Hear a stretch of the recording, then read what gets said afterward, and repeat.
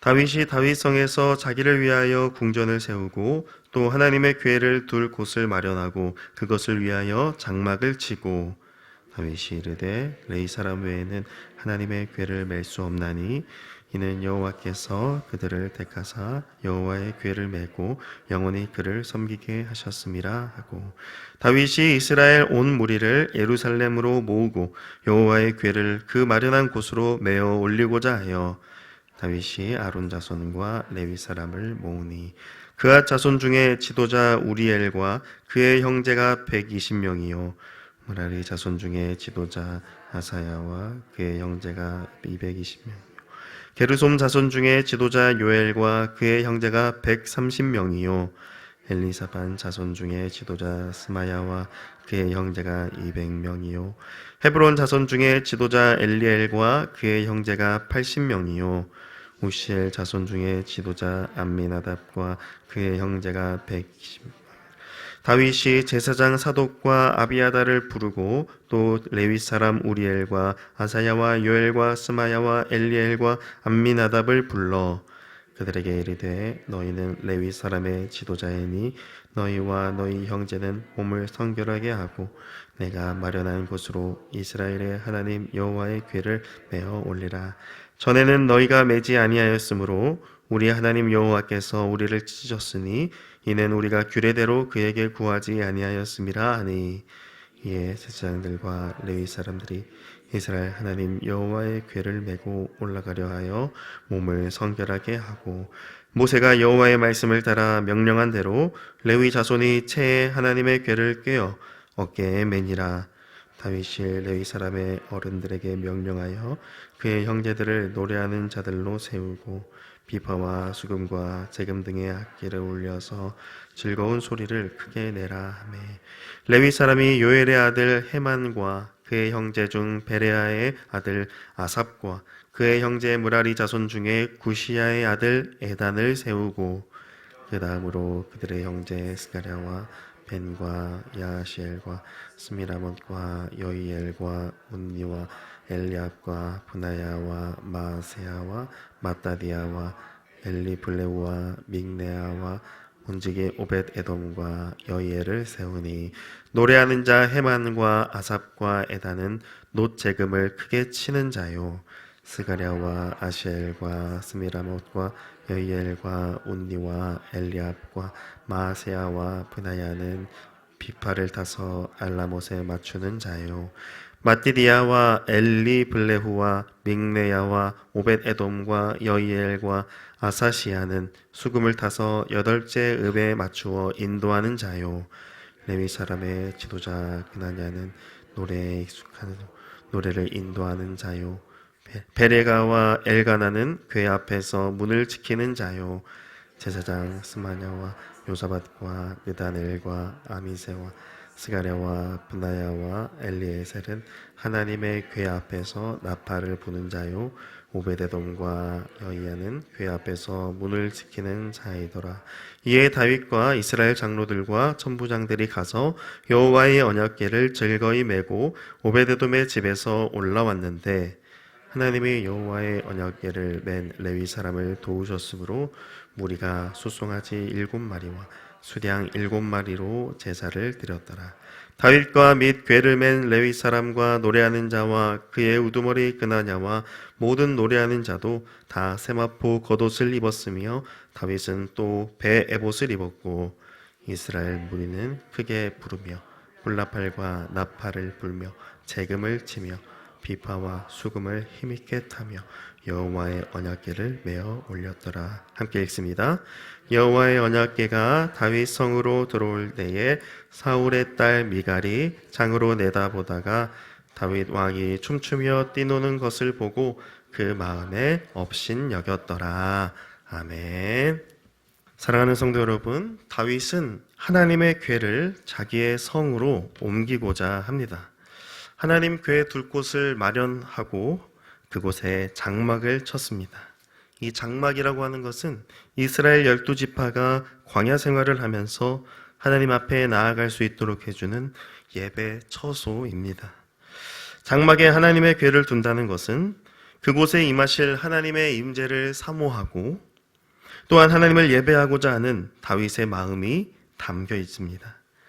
장막만 있어서 예배할 수 있는 것이 아니라 반드시 하나님의 궤가 그 장막 안에 있어야만 참되게 예배할 수 있습니다.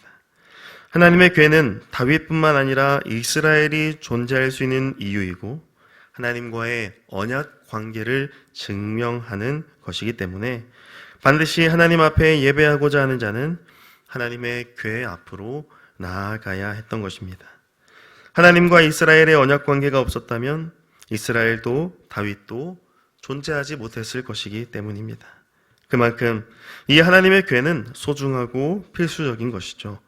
이스라엘의 모든 예배가 바로 이 하나님의 궤에서부터 시작됩니다. 하나님의 궤가 없다면 이어지는 말씀에 등장하는 모든 예배의 준비들, 그것들이 무용지물이 되어버립니다. 이 말은 즉 하나님이 맺으신 언약, 그것이 바로 이스라엘에게 있어서 가장 중요한 것이라는 말씀입니다. 그토록 소중한 하나님의 궤는 아무나 옮길 수 없습니다. 하나님이 구별하여 세우신 레위인만이 하나님의 궤를 맬 수 있습니다. 이로써 하나님은 하나님 자신이 거룩하신 하나님이심을 말씀하고 계십니다. 하나님이 택하신 레위인들은 영원토록 하나님을 기업으로 삼고 하나님만 섬기는 자들입니다. 그래서 다윗은 아론 자손과 레위 사람을 모아서 하나님의 궤를 옮기도록 합니다. 그런데 레위 사람이라고 해서 무조건 모두가 다 하나님의 궤를 옮길 수 있는 것은 아닙니다.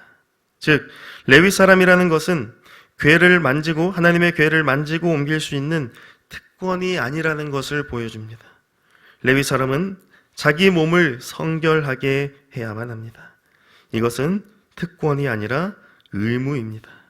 다시 말해 하나님의 말씀에 순종해야 하는 거룩한 사명입니다. 레위인이라는 타이틀만 가지고 있다고 해서 하나님의 궤를 만지거나 맬 수 없다는 것입니다. 레위인이라 하더라도 똑같이 죄인이기 때문에 반드시 자기 몸을 성결하게 해야만 하나님의 규례와 말씀대로 실천해야만 하나님의 궤를 온전히 옮길 수 있는 것입니다. 그래서 다윗은 13절 말씀에 전에는 너희가 매지 아니하여 하나님이 우리를 찢으셨다라고 합니다. 즉 하나님의 말씀과 규례를 지키지 않은 결과 하나님의 궤는 하나님의 거룩한 심판으로 이스라엘 백성들에게 나타나게 된 것이었습니다. 하나님의 말씀대로 순종하지 않는다면 하나님의 그 언약의 궤는 이스라엘에게 복과 은혜가 되는 것이 아니라 심판과 죽음을 가져다 주는 것이었습니다. 성결하게 하는 것은 바로 이 하나님의 규례대로 순종하기 위함입니다. 하나님이 거룩하신 분이기 때문에 죄인된 우리, 죄인된 사람은 자신을 성결하게 해야만 하나님 앞에 서고 하나님 앞에 나아갈 수 있는 것입니다. 그래서 15절에 모세가 여호와의 말씀을 따라 명령한 대로 라고 말씀합니다. 여호와 하나님께서 모세에게 주신 그 말씀대로 레위 자손이 하나님의 궤를 어깨에 짊어지게 됩니다. 레위 자손에게 있어서 하나님의 궤를 드는 것은 곧 하나님 앞에 거룩한 예배와도 같았습니다. 하나님 말씀대로 순종할 때 하나님이 받으시는 진정한 예배가 드려질 수 있었던 것입니다. 하나님의 궤는 또다시 누군가에게 심판이 될 수도 있습니다. 하나님 말씀에 순종하지 않을 경우에는 그러합니다. 그러나 하나님 말씀에 순종하였을 때 비로소 하나님의 궤는 다윗에게도 이스라엘에게도 큰 기쁨과 복이 되는 것입니다. 하나님의 궤가 들려지고 옮겨지기 시작하자 다윗은 노래하는 자들과 연주하는 자들을 모두 불러 모아서 노래하고 연주하는 소리를 크게 내라 라고 명령합니다. 하나님의 언약궤가 움직이자 그 움직이는 자리마다 하나님을 향한 찬송과 경배가 시작된 것입니다. 다시 말해 하나님 말씀에 순종하기 시작하자 곧바로 하나님을 향한 찬송과 경배가 크게 울려 퍼지기 시작한 것입니다. 그리고 그 예배자들의 명단이 17절부터 24절까지 기록됩니다. 이 예배자들의 명단이 기록된 것은 아마도 하나님께서 그들의 찬송과 경배를 받으셨다라는 것을 의미할 것입니다. 하나님의 말씀을 기뻐하고 사모하는 자들로 하여금 하나님은 합당한 찬송과 경배를 받으신다는 걸 보여주는 것이죠. 다윗은 하나님의 궤에 옮기는 것을 하나님 앞에 예배로 올려드리고 있습니다. 하나님 말씀에 순종하는 것으로 궤를 옮기기 시작했고 그 옮기는 내내 하나님을 향한 찬송과 경배를 멈추지 않았습니다. 심지어 다윗 성으로 들어오는 그 순간까지도 다윗은 하나님을 향한 예배를 멈추지 않았습니다. 심지어 다윗은 소극적으로 예배한 것이 아니라 적극적으로 춤추며 뛰놀며 예배했습니다.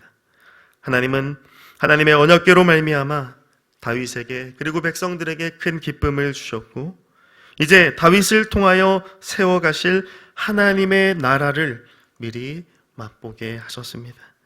하나님의 나라는 반드시 하나님의 말씀, 곧 하나님의 언약으로 시작되며 그 말씀 앞에 순종하는 백성들의 그 순종과 예배를 통하여 세워져 감을 보여줍니다.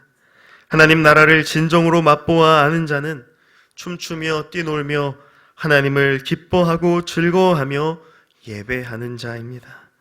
순종이 제사보다 낫다라는 것을 알기 때문에 그렇게 할 수 있는 것이죠. 그러나 순종보다 제사가 낫다고 생각하는 자, 다시 말해 순종이 아닌 그저 외형적인 형식에 치우치는 자는 오늘 본문의 마지막에 미갈과 같이 하나님 나라의 기쁨에 참여하지 못하는 것입니다. 사랑하는 성도 여러분, 오늘 말씀을 통하여 우리는 하나님 앞에 진정한 예배가 무엇인지를 알아야 할 것입니다. 하나님이 받으시는 예배는 단지 우리의 열심에서 시작되는 것이 아닙니다. 반드시 하나님의 교회, 하나님의 언약의 말씀으로부터 시작됩니다. 또한 그 말씀을 향한 선결한 순종에서부터 시작됩니다. 단지 레위인이라서 궤를 들 수 있는 것이 아니라 하나님 앞에 성결하게 준비된 자, 하나님 말씀에 순종함으로 나아가는 자, 그 자가 진정 하나님을 예배하는 자라는 것입니다. 그렇게 하나님 앞에 순종함으로 예배하는 자들을 하나님께서 받으시고 그들에게 찬송과 경배의 기쁨을 주십니다. 결국 이 모든 일은 다윗의 주도하에 시작되고 맞춰지게 되었습니다. 이것이 무엇을 의미할까요? 바로 다윗의 후손으로 오시는 예수 그리스도로 말미암아 하나님 아버지를 참되게 예배할 수 있다는 것을 예표합니다. 다윗은 여호와 하나님의 기쁨이었습니다. 그 마음에 합한 자였습니다. 마찬가지로 하나님의 아들 예수 그리스도는 하나님 아버지의 사랑하는 아들이요 기뻐하는 자이십니다. 그러므로 우리는 오직 길이요 진리요 생명이신 예수 그리스도로 말미암아 하나님 앞에 참된 순종의 예배를 드릴 수 있습니다. 하나님께로 가는 유일한 길, 영과 진리로 예배하게 하시는 유일한 분, 예수 그리스도로 말미암아 하나님이 기뻐하시는 찬송과 경배의 예배를 드릴 수 있습니다.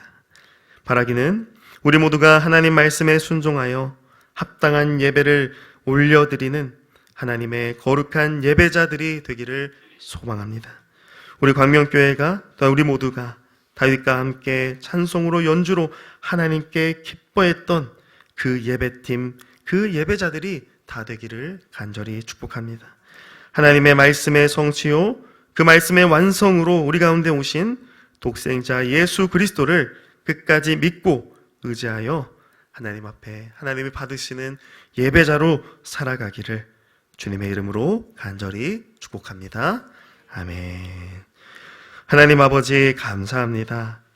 죄로 말미암아 하나님 앞에 설 수조차 없던 우리를 하나님의 아들 독생자 예수 그리스도를 통하여 그 아들의 공로로 말미암아 하나님 앞에 예배자로 설 수 있게 하시니 감사합니다. 우리의 살아가는 모든 삶이 하나님 앞에 합당한 예배의 삶 되기를 간절히 원합니다. 하나님 말씀을 끝까지 붙들게 하시고 그 언약의 말씀 따라서 하나님이 기뻐하시는 예배의 삶을 살게 하여 주옵소서. 그래야 우리 삶이 하나님을 향한 찬송과 경배로 그 하나님 나라에 들어가는 순간까지 주를 향한 예배로 충만한 삶을 살게 하여 주시옵소서. 우리 주 예수 그리스도의 이름으로 기도드리옵나이다. 아멘.